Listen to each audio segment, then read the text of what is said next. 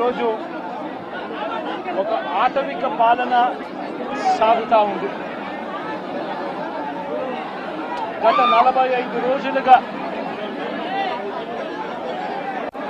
రాష్ట్రంలో పరిస్థితి ఏమిటి అని చెప్పి ఒకసారి ఏ సామాన్యుడిని అడిగినా కూడా ఆ ప్రతి సామాన్యుడి నోట్లో నుంచి కూడా వచ్చే మాట ఒకటి, ఈ రాష్ట్రంలో లా అండ్ ఆర్డర్ లేదు, ఈ రాష్ట్రంలో ఆటవిక పాలన సాగుతూ ఉంది, ఈ రాష్ట్రంలో తెలుగుదేశం పార్టీ వారు ఎవరైనా సరే వాళ్ళు తెలుగుదేశం పార్టీ వారు అయితే చాలు, ఎవరినైనా కూడా వాళ్ళు పోయి కొట్టచ్చు, ఎవరి ఆస్తులైనా కూడా వాళ్ళు ధ్వంసం చేయొచ్చు, ఎవరినైనా హత్య చేయొచ్చు, ఎవరి మీదైనా హత్యా ప్రయత్నం చేయొచ్చు.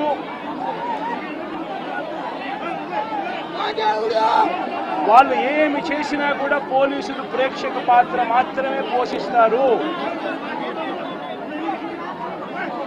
పోలీసులు ఇంకా అటువైపు నుంచి ఎవరైనా కేసు పెడితే దొంగ కేసులు వాళ్ళే తప్పు చేశారనంటూ పోలీసులు కూడా బనాయిస్తారు అనే ఒక నీచ సంస్కృతి ఈరోజు రాష్ట్రంలో రాజ్యం వెళ్తా ఉంది. నిజంగా నేను చంద్రబాబు నాయుడు గారిని ఒకటి అడుగుతా ఉన్నా, ఈ 45 రోజుల పాలనలో ఏకంగా 31 రాజకీయ హత్యలు జరిగాయి. 31 కూడా కాదు, ఇక్కడికి రాకముందు మా వాళ్ళు నాకు చెప్పిన సంఖ్య 36. 45 రోజుల్లో దాదాపుగా 36 రాజకీయ హత్యలు, 300కు పైగా హత్యాయత్నాలు, 300కు పైగా హత్యాయత్నాలు.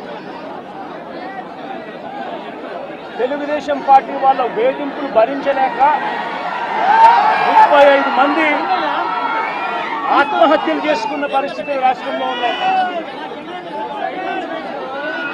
560 చోట్ల ప్రైవేట్ ఆస్తులను ధ్వంసం చేశారు. ఇంట్లో చొరబడుతున్నారు, ఆస్తులను ధ్వంసం చేస్తా ఉన్నారు, షాపులను కాల్చేస్తా ఉన్నారు.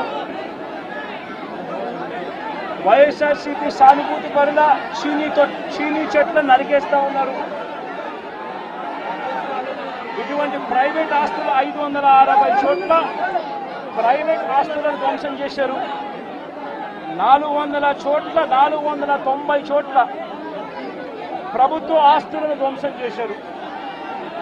490 చోట్ల ప్రభుత్వ ఆస్తులను ధ్వంసం చేశారు. ఇవి కాక 1000కి పైగా దౌర్జన్యాలు, దాడులు. 1000కి పైగా దౌర్జన్యాలు, దాడులు. ఈ 45 రోజుల్లో తెలుగుదేశం పార్టీ అధికారంలోకి వచ్చిన తర్వాత ఈ రాష్ట్రంలో ఇది లా అండ్ ఆర్డర్ పరిస్థితి. నేను అడుగుతా ఉన్నాను, ఒకసారి ఆలోచన చేయమని అడుగుతా ఉన్నాను, ఎంతటి దారుణంగా లా అండ్ ఆర్డర్ పరిస్థితి ఉంది అన్నదానికి నిదర్శనము ఈ రషీద్ కేసే ఒకటి తీసుకోండి, కావాలంటే రషీద్ కేసే ఒకటి కావాలంటే తీసుకోండి. ఇదే వినుకొండకు ఇంతకు ముందు ఎస్పీగా రవిశంకర్ రెడ్డి అని చెప్పి ఇంతకుముందు ఎస్పీగా ఉన్నారు. మంచి ఆఫీసరు, అప్రైట్ ఆఫీసరు. ఎన్నికల వేళ వీళ్ళకున్న పలుకుబడితో ఆ ఆఫీసర్ను తప్పించేశారు.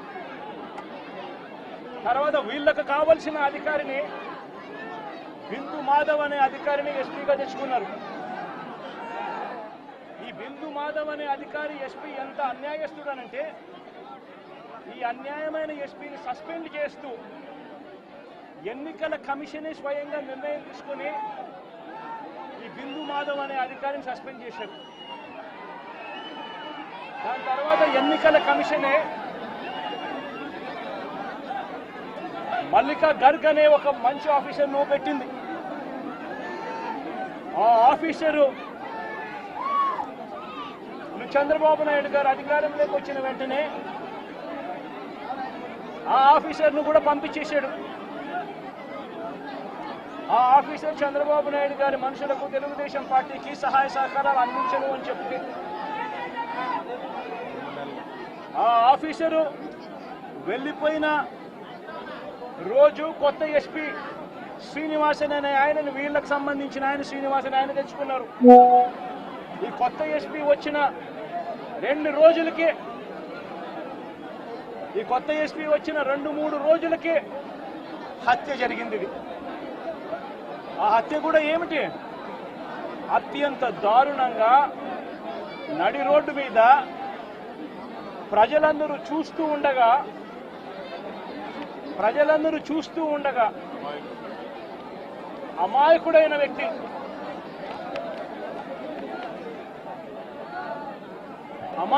వ్యక్తి ఈ వ్యక్తి ఒక సాధారణ ఉద్యోగస్తుడు. వైన్ షాప్లో తాను పనిచేసుకుంటూ సూపర్వైజర్గా తాను పనిచేసుకుంటూ వైన్ షాప్లో తన జీవితం గడుపుతా ఉన్న ఒక సామాన్యమైన వ్యక్తి. ఇటువంటి వ్యక్తిని అతి కిరాతకంగా నడి రోడ్డు మీద అందరూ చూస్తూ ఉండగానే కిరాతకంగా కత్తి తీసుకొని అతి దారుణంగా నరకడము. ఆ నరుకుతూ వైఎస్ఆర్ కాంగ్రెస్ పార్టీకి సంబంధించిన సానుభూతి పరులందరినీ కూడా ఈ మాదిరిగా మేము నరుకుతాము అని చెప్పి రాష్ట్ర వ్యాప్తంగా ఒక మెసేజ్ పంపించడం కోసం అతి కిరాతకంగా నడి రోడ్డు మీద ఒక వ్యక్తిని నరుకుతాం. ఎంతటి దారుణంగా ఉంది అంటే పోలీసు వ్యవస్థ వీళ్ళదే. ఇదే ఈనాడు, ఇదే ఆంధ్రజ్యోతి, ఇదే TV5 వీళ్ళందరూ కూడా పత్రికల ముసుగులో వీళ్ళు కూడా ఏ స్థాయికి దిగజారిపోయారో ఒక్కసారి గమనించమని అడుగుతా ఉన్నా.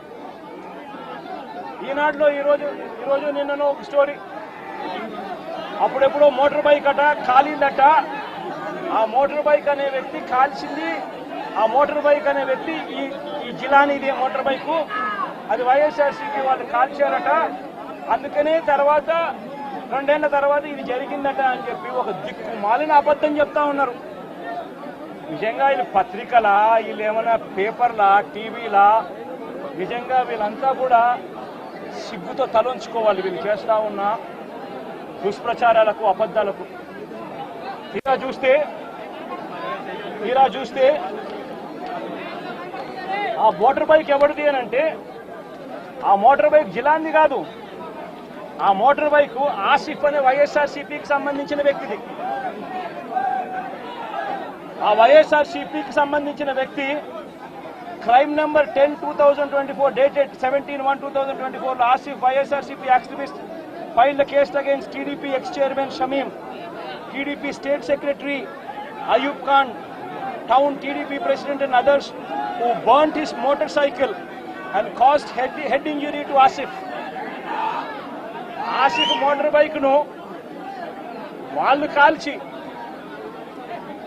ఆసిఫ్ ను గాయపరిచి ఆ గాయపరిచిన కేసును ఆసిఫ్ 17/1/2024లో